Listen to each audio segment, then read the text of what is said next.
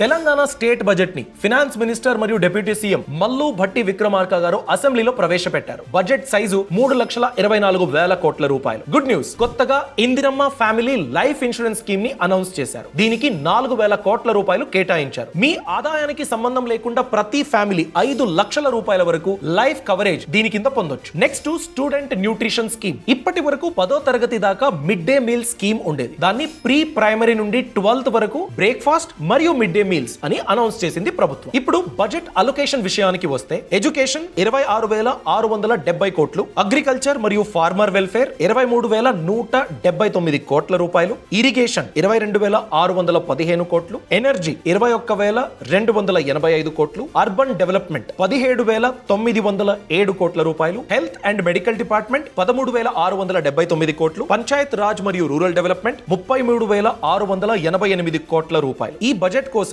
ప్రభుత్వం ఎంత అప్పు చేయాలి? 58,458 కోట్ల రూపాయలు. ఈ బడ్జెట్ గురించి మీ అభిప్రాయాన్ని కామెంట్ సెక్షన్ లో తప్పకుండా తెలియజేయండి. బాస్ వాలా, బీ ద బాస్.